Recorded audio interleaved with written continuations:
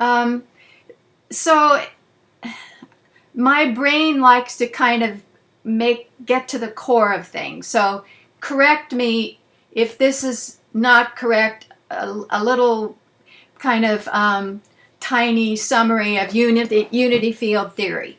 So a galactic cycle of ascension or rapid evolutionary change began December 21st, 2012, and this shift galactically requires us as humans to shift our consciousness, and that occurred for us during the Harmonic Convergence in August 27, 1987. And then the way that the shift occurs in our energy field is through the quantum field of information, or the unity field around our DNA. And this DNA includes all our past lives, past experience records in what the Hindus have called the Akashic records. And that we can draw on in this lifetime for the knowledge that's stored there. And then we're also supported by a planetary crystalline grid that's evolving. Okay, correct me. So it's what you've said is all true, but there's a few, like, to add a few details. So can we go ahead with the information? Are we recording, Gail? Yes. At this point, yeah. So what I would say is this. So the Earth was poised to undergo a trajectory where there was a decision point depending on the spiritual maturity of humanity. And so this ascension that we're talking about, that was earmarked December 21st, 2012, is the date when it's understood that we were entering into a new time cycle. The Aquarian Age? The Aquarian Age, in essence, yeah. But even on a much bigger galactic scale, the Aquarian Age is only one small cycle within a much bigger cycle of time, which is a 26,000 year cycle. And so December 12th earmarks the convergence of many time cycles at a single point in time. And so one of them would be a shift from the Piscean to the Aquarian Age. But on a galactic level, this precession of equinoxes, this rotation of the Earth through the galactic system and through the constellations that we see the North Pole of the planet oriented to, will take a 26,000 year time frame to go through all the cycles, not just a shift from one cycle to the next. Mm-hmm. And that is the point at which the Earth's alignment returns to what we would call the galactic center. And so on a time scale of galactic proportions, we are ending a cycle and beginning a cycle. So that's kind of the mechanics of the galaxy, if you will. That's kind of, basically it's the mechanics of how the system works. But in terms of consciousness on the planet, humanity has been seated on the planet, and we will go through cycles of evolution. And so at the end of this cycle, what's determined is whether during the evolution of humanity, we have matured enough spiritually, so to speak, or in consciousness, to be able to sustain what we call a rapid rise in consciousness or ascension status. So in other words, going from a consciousness that's heavily based in duality and, dark and light struggle, into one of a more harmonious nature where the unity of life, the unity of humanity, the unity of humanity with the nature kingdoms, with the Earth, with a greater galactic system, starts to become a faction of consciousness. People actually know this and understand this, and it's integrated into the collective mind of humanity, if you will. It changes the fundamental nature of human nature, in other words. So to be a human being is different in this energy that we're growing into. And so what the Harmonic Convergence represented, this 1987, August 21st, 1987 point in time represents really, would be the test day. It's kind of when you say, at this alignment of the galaxy, we need to figure out now whether humanity is poised to be able to go through this rapid ascension of consciousness. And the truth of the matter is, if we weren't, it would have meant a cataclysmic end. It would have meant a decline of our civilization. And this has happened many times on our planet already. We know that because Atlantis, Lemuria. exactly, these other civilizations. And so, but this was a very special one because the Earth is poised to move into a part of the galaxy, if you will, where there's a very strong stream of energy and consciousness. We've never been in this part of the galactic alignment with human beings on the planet. And so we're moving into this high energy space. People call it the photon belt and all kinds of other names. And so we move into this space where the Earth is going to start receiving really high vibrational fluxes of energy through the sun and through the sun, the central sun. And so the Earth had to be prepared to begin to receive this energy. So in one way, it's happening because of humanity's evolution.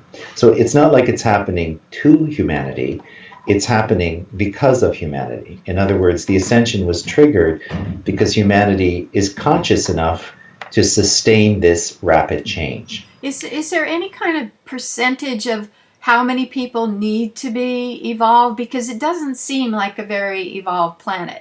There are days, aren't there? Well, you just look at human history or current history. So is it like, oh, we need like a tipping point of this percent who are on a spiritual path and they'll carry it for the rest? It is like that, but it's more of a collective ratio or an aggregate of energy. So, of course, you'll have your Buddhas and your ascended beings and people who are very conscious and enlightened, and you'll have people who are really heavily, embedded in duality and struggle and, really the lower vibrational states of being, greed and guilt and shame and all these things that keep the vibration of consciousness really low.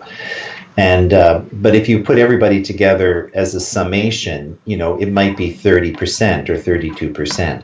So it's not really an individual thing. It's whether the collective measurement, the summation measurement is enough that makes it probable that we would successfully be able to undergo this transition. So in response to that, the energy grids of the Earth were adjusted. And so, the Earth has this electromagnetic field. It looks like a donut of energy that's shaped around the Earth with a North Pole and a South Pole. The torus. And so, the torus, yeah. So the electromagnetic grid of the Earth was strengthened or reinforced or positioned to be able to begin receiving this influx of new energy and new consciousness light. Did this happen automatically because of the chemistry of it all, or was it guided by entities like the Syrians? It was guided by entities. So, Cryon, for example, is a channel through Lee Carroll. And Cryon identified himself. One of the aspects of his work is he's a magnetic master. So he's here. He was part of the spiritual team, if you will, that came in response to help the Earth build up the energy to be able to move through this transition. And then as the magnetic field was set, which that part of the job, so to speak, is done now. So it was done by pre-2012. And as we move into this new energy space, there are other grids that are also becoming more active and expanded. So the crystalline grid and the Gaia grid and some other grids of consciousness are beginning to awaken or be amplified. And so that as human beings, we are intimately in resonance with the Earth. So as the Earth's electromagnetic posture is being shifted, so is the fundamental electromagnetic field of every human being who lives on her surface. And so this shift in the magnetic grid is opening up elements of energy and consciousness within our energy structure. And so this is very mystical information. It's not something that science can yet see or prove. All this information ends up coming through channeled sources of people who receive information. The heart math people are measuring, I think, how the electromagnetic field correlates with human coherence in their heart rate variability. So they're measuring it. It's true. And so you can't, I guess what I should say is you can't measure these things directly, but you can measure the influence or the consequence of some of these things.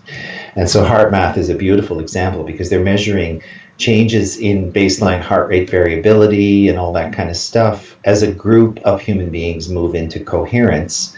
And then also the kinds of changes that can be registered on a much more planetary scale around big events that affect the collective consciousness of the entire human population. So, big events like the Twin Towers in New York, or Princess Diana, the death of Princess Diana, that touched the lives of billions of people in one way or another. Roger Nelson's Pear Lab at Princeton, yeah.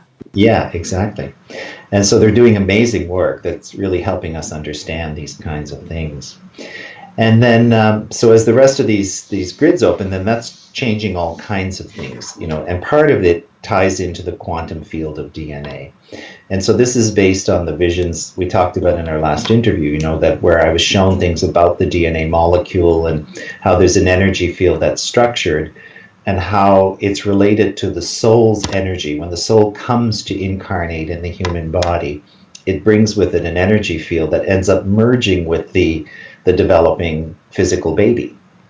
And so the DNA of your very first cell, the little zygote that was formed when there was a sperm and an egg that fused together to begin to build your body, there's an energy field that merges with that, with the genetics of that little cell, and it stays with you through your entire life. Now, historically, when we were born, we would bring elements from the spiritual realm, if you will. We would bring attributes, or maybe a quotient of karma and certain skills and abilities and talents. We would bring things that would form the elements for a particular incarnation. As the energy grids are opening and expanding, what's happening to human beings is they have much more open access to this multidimensional aspect of themselves. And so the way that shows up in practical terms is you see all kinds of people all of a sudden have memories of past life experiences, or they have out-of-body experiences, they have near-death experiences, they have elements of consciousness where they bilocate. Somebody will see the person in one form and yet they're physically present in another place, and all these kinds of interesting things that start to happen. And all of that is a direct result of this quantum field around the DNA expanding or being activated by the shift and the change. And once again, there'll be people who are more at the forefront of that change, and then people who come along later in the change. But over the course of time, it will be something that affects all of the human race. So people will be multidimensional, I guess is the best way to say it, in terms of their consciousness and their presence. What about people like Trump who are sociopaths, narcissistic? They don't have the brain wiring to evolve in the spiritual direction. Am I wrong? Yeah. No, you're not wrong. This is my understanding. Now, I can't say this is 100% truth, but it's my perspective on it. Because the Earth is a planet of free will, it's a planet whose destiny is to be one where, for now, it's a free will choice where humans each individually get to decide whether they're going to move towards positive or negative attributes, whether you're going to make choices that sustain health or create disease, whether you're going to steal from your neighbor or be kind to your neighbor. We're always going through these, decisions that we're making as individual beings. And there's a choice we're always facing. And it's kind of, if you try to reduce it to a common understanding, it's the choice between doing something enlightened and doing something dark or unenlightened.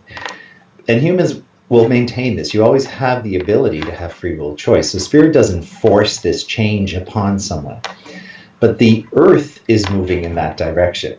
So for now, people who are born who don't really want to adapt to the changing energy, they'll live their life and they may not come to know any of this or understand any of it while they're living in the current incarnation.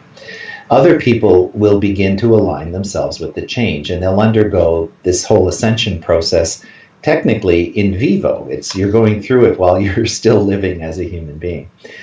And so people who don't open their mind to it will, their life will come to an end. They'll pass back into spirit.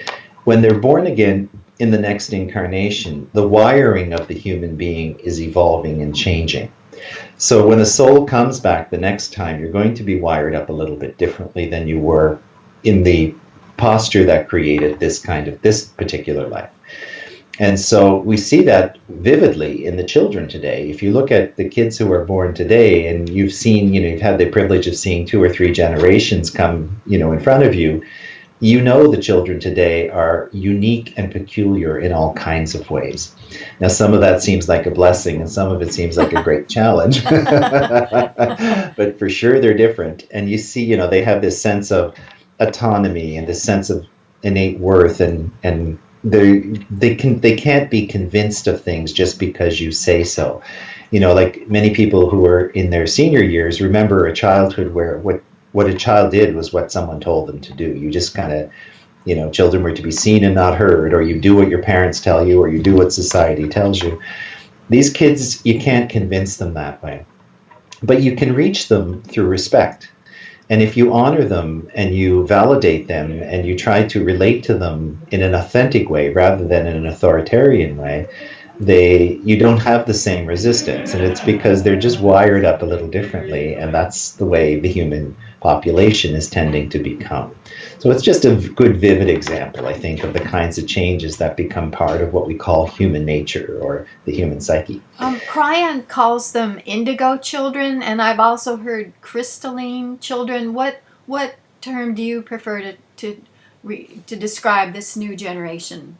I kind of group it into the new human, because there is the indigo phenomena, and Lee and Jan Tober, wrote a book about that many years ago, introducing some of the changes we would begin to see in these children. They've all panned out as true, and the children are changing with each successive year and energy rise. With each, we can't even say with each generation, because even year to year there are incremental changes in the energy that the kids carry when they're born. And so there is an evolution as we move towards this new human, or this multidimensional human concept. And so the indigos are a little bit of a generation that have certain attributes that are about transformative power. And so they came at a time when the Earth was really poised to undergo unbelievable shifts, or like unprecedented shifts in consciousness and societal structure. And so they're carrying the energy to do that, which makes them a little bit rebellious by nature and all that kind of stuff. The kids that are coming in sequence or down the line, once a lot of that change is in place, the natural energy of a child will be much more sensitive and open and multifaceted in sensory experience. So as people start to observe some of these tendencies, we'll see these kids that we call the crystal kids and the rainbow kids and all these other attributes. The names I understand the names and the desire to kind of group things into an understanding from a human framework, but that can be limiting, because we kind of make them special, and they're special, but they're no more special than you or I or anybody else. It's a natural evolution in humanity. And but learning about the phenomena so you can understand how to work with the children or be with the children and these kinds of things, which requires, of course, our own growth and development as human beings, is really powerful. Mm-hmm. And so, but in a societal way where this shows up, we see, systems of education breaking down, and kids go to school, and even though they're brilliant, they just can't really sustain it, and they can't be taught the way the old system taught and all that kind of stuff. And so that's inspiring in the end, tremendous reformation. There's lots of changes take place, and in the end, they'll be much more suited to the way that these children are suited to learning. And, you'll see these kids, they know the answer to the math problem, but they have no idea how they got it, for example. These kinds of things. And so they have this processing that takes them to the end, but they don't know all the steps along the way, or the sequence that maybe got them to the solution at the end. And so, that's just one example, but we're all very aware of the trouble with, ADD, ADHD, the activity of kids in school, the lack of attention span, all this kind of stuff. But it's understood. It really is understood in the context of this bigger change if you open your mind. Interesting. Yeah. What about in March of this year, 2019? You started communicating with the Sirian Blue White Collective, who are helping us. Tell us how that happened. That's so exciting. So, I mean, I've lived lots of unusual things, I guess, through the course of my life. I think, we talked a little bit last time about, in the 80s, kind of right after this harmonic convergence time, in the late 80s and early 90s, I underwent what I call today a spontaneous Kundalini awakening. And I would have these energy things happen in my body. I'd have out of body experiences, see energy fields, and so on. And so, that was all fine and interesting, and I had to integrate all of these experiences in some meaningful way in my own life. But it launched me into someone who was open-minded to things that, a scientist traditionally perhaps would not be quite as open to. But you can't deny your own personal experience, so you have to kind of go with it. And so I was not really thinking of being interested in channeling or anything like that, but I was at a workshop in a meditation, and in my mind's eye, I get a lot of information this way. I'll see visions, I'll have visual experiences, and then through the experience, I'll either receive information or have to decode information. And so I kind of got used to that in the development of the unity field healing work, and and how that all evolved. But I never really thought much about off-planet beings or that kind of thing. But in this meditation, this group of light beings came, and they presented themselves to me kind of in an array, like a choir standing on the stage, like an array of beings. And they were in light form, and they communicated telepathically, just as a thought form, that they are they're from Sirius. They're the Sirian Blue White Collective was the name they gave me to use. And they said, we present ourselves, they've said many things in the channeling since March when they first presented, but, they said they present as a collective, which is a better way to understand multidimensional energy. So they present as a group, even though they work as one. So the Sirian Blue White Collective, I think, was a really practical name, because what happens when I'm seeing them in meditations and things, sometimes they come as a light force. It's like a cloud of light or a field of light. And then within the cloud, they almost individuate. And then you'll start to see beings take shape within the overall energy field. And they told me that they've always worked with humanity. They've always been part of humans' evolution on the earth. They've been present in civilizations in the past in a more conscious way than they have been in recent times. But they're coming forth now at this point in time to help us understand the nature of ascension and the DNA transformation that we're going through. And they're masters of light, sound, and geometry. And this energy skills, I guess, that work within the quantum space of DNA. And they told me that they are behind, if you will, the unity field healing work. So it's kind of like the light force, I guess, if you will, behind the work. And they've been part of it from the beginning. They've been teaching me the things I've been learning long before I even knew they were there. And so in the unity field work, I've begun to initiate practitioners into doing the work. I've been doing that for 200 years. In fact, I just gave a class this weekend, and you said 200 years. What's that? You said 200 years, but you mean 2, right? 2, yes. Sorry, I do. Time warp. The last 2 years. And I gave a workshop on this weekend, and there's over 100 practitioners now of unity field healing work on the planet. So that was a little threshold, or a trophy mark, I guess, for us to acknowledge. But they've been behind it the whole time. And when I originally started doing the work, I would do the initiations in a physical way. I would, as a practitioner was attuning to be able to do the work, I would do a physical energy process with the person. But now the work is done in a meditative way. And what I see happening in my mind's eye is these light beings come into the space. And there's like one per person when we're doing the attunements. There's like a light being standing with each person doing the attunement work. And people have had very vivid experiences with them. Many of the healers who come to learn the work, know a lot about healing or have done different processes over time. And many of them are clairvoyant, or they'll see energy things. And so they'll see these beings come and be part of it. And everybody feels it, whether they see it or not. So it's been a remarkable thing. And then the other thing that they brought when they presented themselves more openly this way is they said, we'll begin to do transmissions. And so in addition to the unity field healing work, since October of this year, just like a month ago, I did the first transmission gathering. And what this is a meditation where people come and I explain a little bit about the nature of the quantum field of the DNA and, information around those types of topics. And then we'll do a group meditation, and then it leads into a channeled message.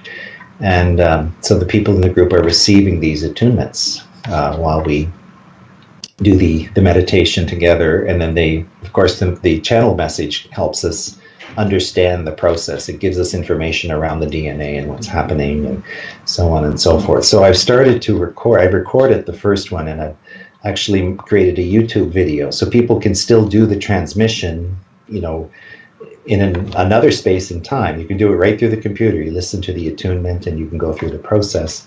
And then the words of the channel part of the message have also been transcribed so that I can keep a record of all the information that they're providing through the transmissions. And then it'll help us in our understanding of the DNA field. And then, as this was all unfolding, as fate would have it, I was hosting Lee Carroll in August of last year. And so he was in Ottawa doing a seminar. And I ended up receiving a personal channel. From a personal channel from Cryan. Now, it was a channel that he would normally do in front of the entire room full of people. But in the channel, he said, the message for tonight is mostly for one individual. And he named me by name, and then told me that the visions that I'm being shown to help understand the DNA work are new. They've not been seen yet by anybody on the planet. And that they're correct and they're valid, and they'll one day be shown in more scientific ways. But right now we're working with these forces that are unseen. Did Lee Carroll know that you were having these transmissions? Do people know? Did Lee Carroll know? He did not know. And he's known about the unity field work I do because I've known Lee over the years. And so he knew about that, but he didn't know anything about the Syrians. Okay. But he said in the channel, and that help you're getting from your Syrians is real. And so he ended up validating it in the channel, which kind of blew my mind. But you can imagine that just by nature to have that kind of validation or confirmation is tremendously supportive when you're processing things like this, because you don't know. Sometimes you don't know if you're losing your mind or if it's expanding. Right. So let me ask you, Sirius is a star. It's a one of the brightest, I guess the brightest star in the sky, but no humanoid form could live on a star.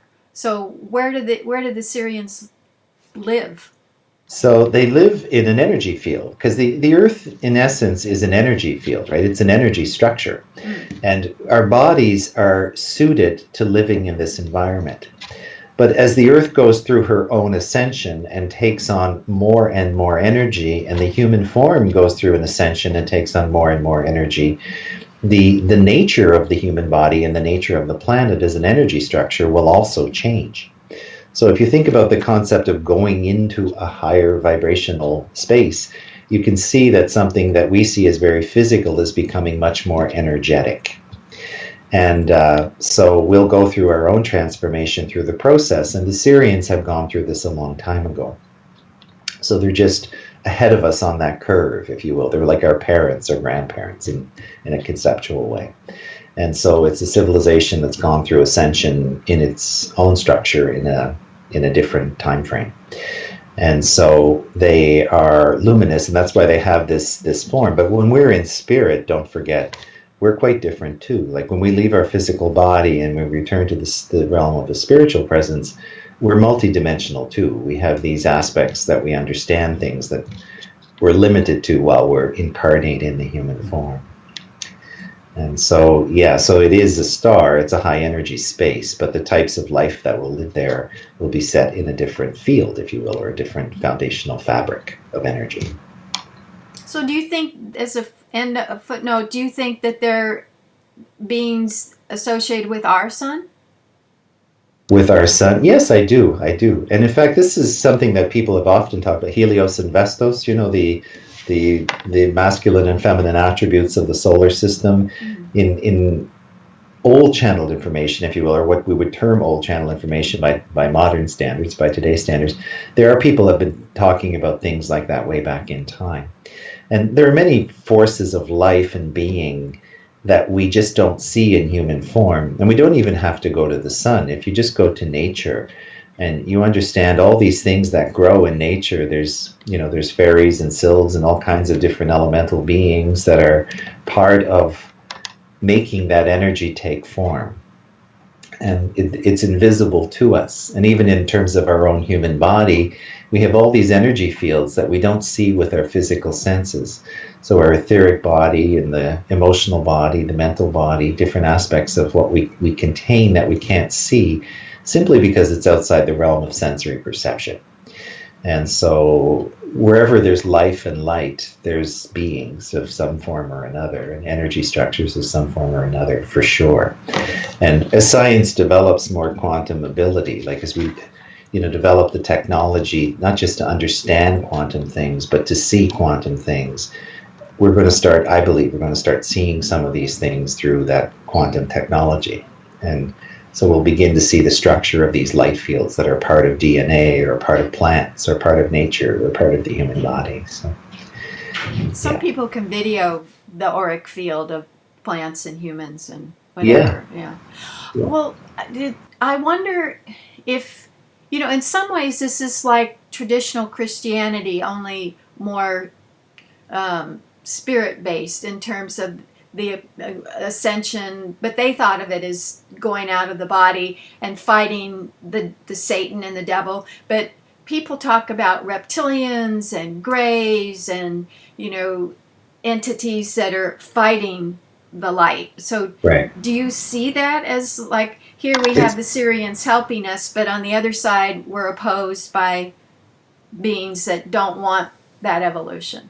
In my understanding, it's not how the information has been presented to me. I wouldn't dismiss it, but it's certainly not what I've been shown or what I've been introduced to in my personal teachings and my personal experience. So whether that's real or not, I don't know. I have no frame of reference to say yes or no to any of that. What I do know for sure is that there's nothing more powerful than a person who understands their luminous autonomy.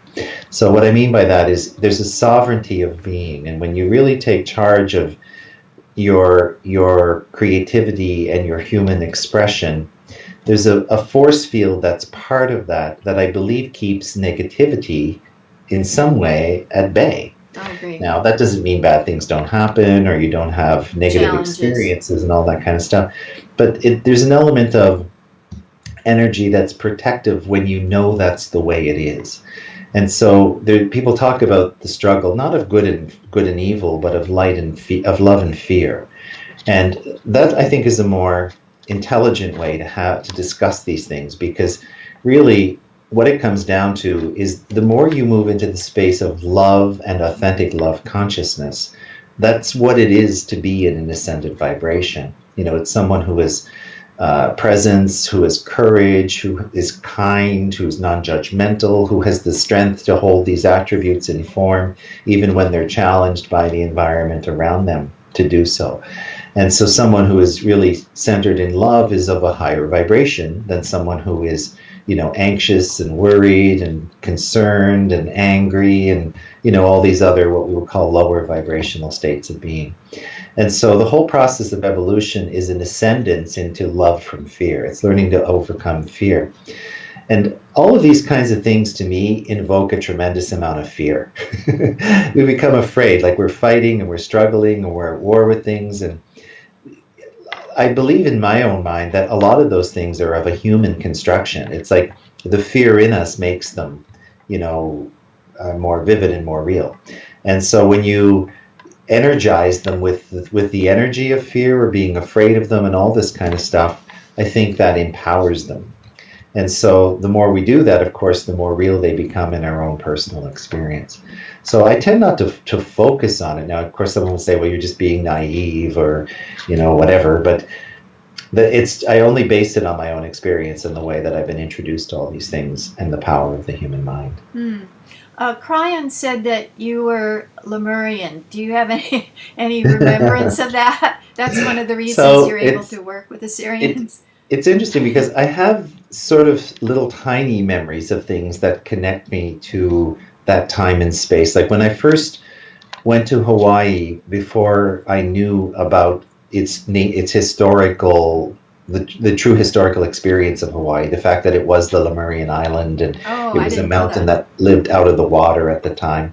It wasn't islands; it was a mountain with multiple peaks on a single mountaintop. Mm. At the time, I didn't know any of that, but when I went there, I had a real profound feeling about being there. I really felt it in the soul of my being that this something resonated in me when I was there. But I didn't have words for it, and I didn't have any kind of a visual experience or anything.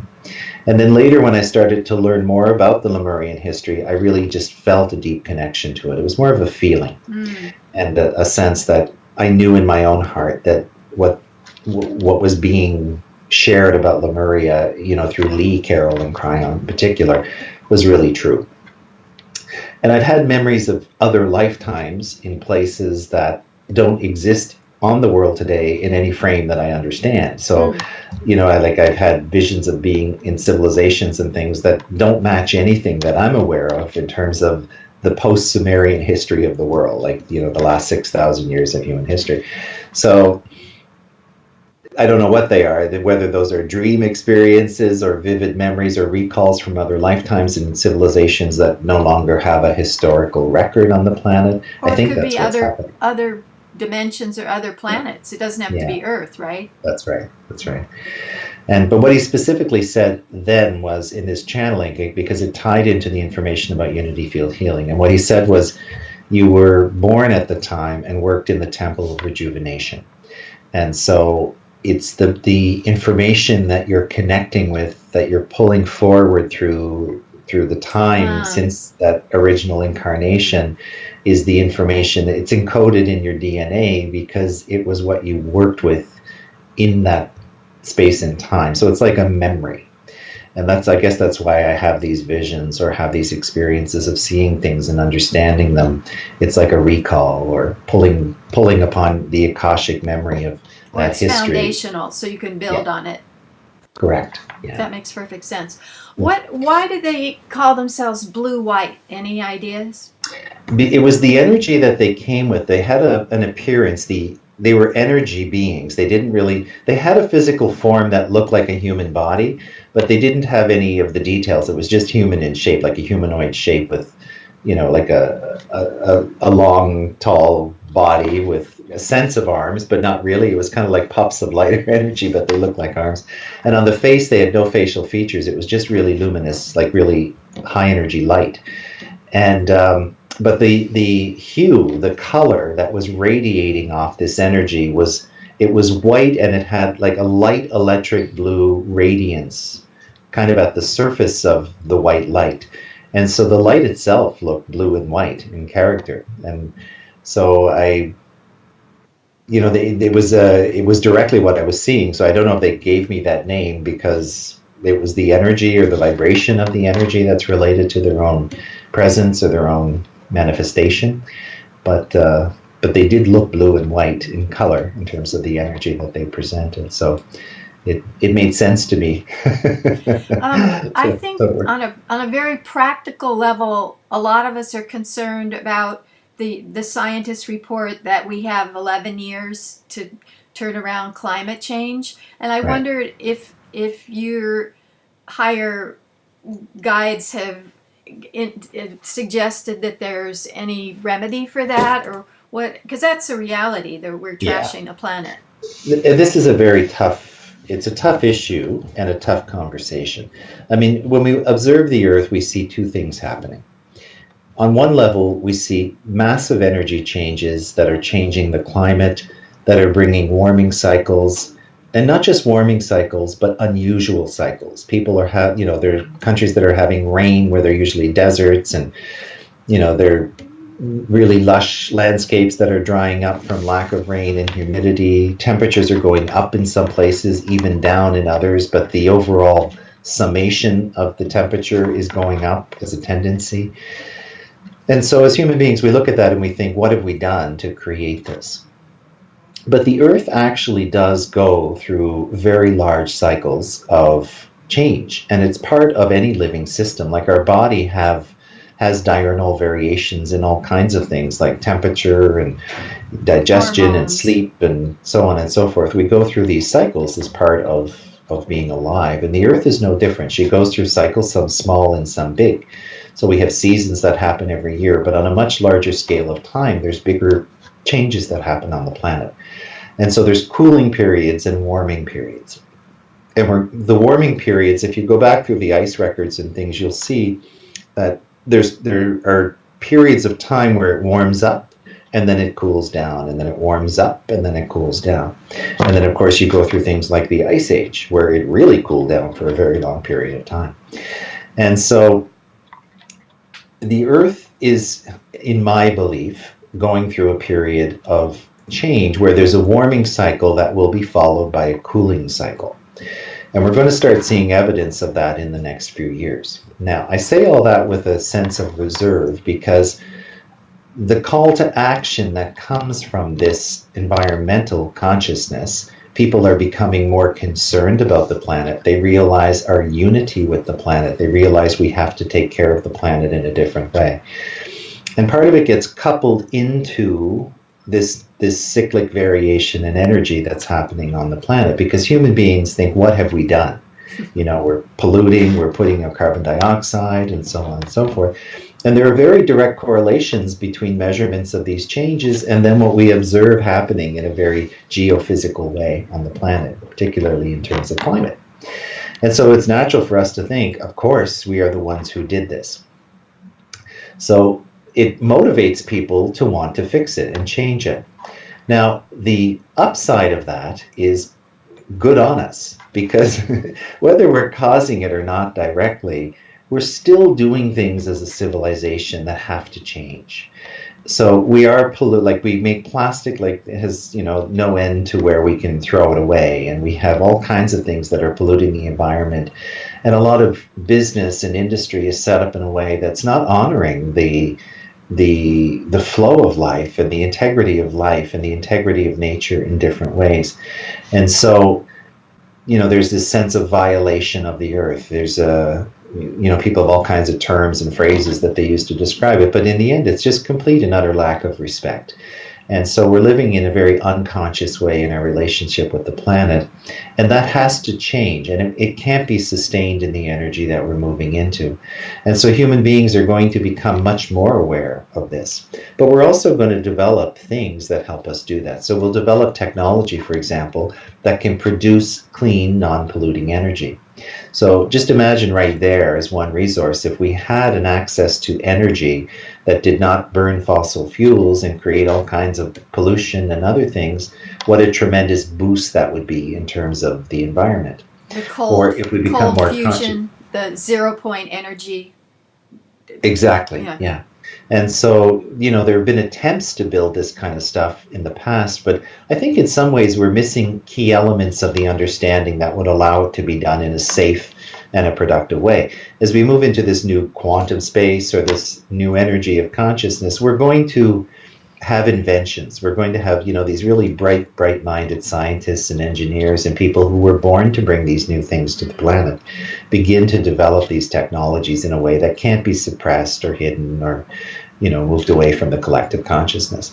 And so, you know, there are other parts of the world that don't have access to safe water, but yet we have these vast oceans of water. If you could create a desalination process that allowed, you know, civilizations to have water without creating any damage to the earth, that would be magnificent. You know, that would be another kind of technology, for example, that would come that would really change the nature of reality and the quality and the health and the well-being of civilizations. So you can kind of see the things that might be part of this new future. They'll be invented. And I love when we think about inventions, because, you know, what we realize even from our current experience as human beings, when the time is right for something to be invented, all of a sudden 100 people want to do it.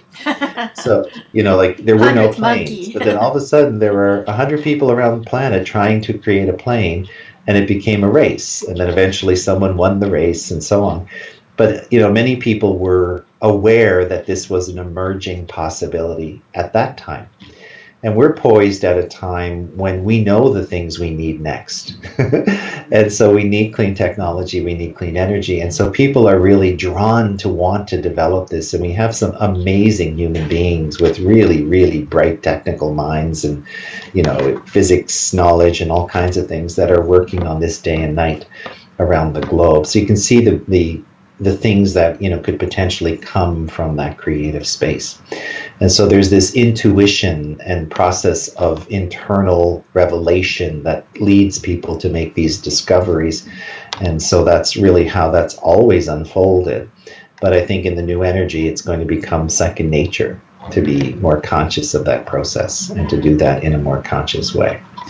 So I do believe that the changes in the earth and the environment will adjust. I don't think we're just going to keep getting hotter and hotter and that we're going to, burn ourselves off the planet. I don't believe that to be true. But I say that with the great caveat of that doesn't mean we're off the hook, because we really do have to get busy about becoming more conscious about the way we take care of the planet and the pollution and all the things that we believe are contributing to the problem in the first place. Yeah, I think it was encouraging that Trudeau ran on a platform of green energy and climate change. I mean, that was one of the top of his list of his campaign promises. Yeah. And I mean, a lot of that momentum is slow in the sense of it's adapting technology or, finding cleaner ways to burn oil and all this kind of stuff. But in the end, I think we'll go to a place where unless industry kind of realizes the days for that are kind of numbered, like it'll last for as long as it does, but the days for that are numbered. The future is not just a new way of burning oil. It'll be something very, very different. So, we'll start to see people in countries invest money in those kinds of revolutionary advances. And a lot of that will, it would be the way we see coal today. It was magnificent in its day for what it could provide, but we see it today as a big force of pollution and stuff. And so as we move forward, we'll have new advances that help us restructure and reframe how we do all those things. Right. So you're an optimist. Very much. Is there anything else that you or the Sirian Blue White Collective would like to add as we wrap up? Sure. I think the most important thing to say is what you've just alluded to. It's a message of hope, because by nature of what's happening on the planet, Gail, you can think of it in different ways. We're going through a process of enlightenment. And if you think about light, what does it do? If you've had a room that's been sealed off in the house for a very long time, and it's collected dust and cobwebs, and all the furniture was covered, and it's just kind of a dirty old space, and you open the door and you shine light in there, you see in that space things that you didn't even know existed or were there until the light came along. And so it's a wonderful metaphor for describing what's happening right now on the planet, because I know people are so unsettled and nervous, and they think we're going down a terrible pathway, and you turn on the news and it's like tragedy after tragedy, and horror after horror, and children being abused and pollution and tribal cultures being decimated and all this kind of stuff, and you think it's getting worse, not better. But really what's happening is we're becoming more aware and more exposed to what's happening. And so when you frame it in a larger paradigm and you realize we're becoming more aware of these things because the light and consciousness is expanding on the planet, the first step of that revelation is to see what's there, to know what needs to change. And so we're going through this really difficult time right now on the earth, where all these things are being created as social movements and cultural experiences and so on, that are bringing everything up in front of the screen of life. Like we see big political things going on, we see big social phenomena, the whole movement of the Me Too movement and respect for women as a balanced element of our culture, and so on and so forth. All of these things come along with the knowledge of what's been wrong up to this point in time.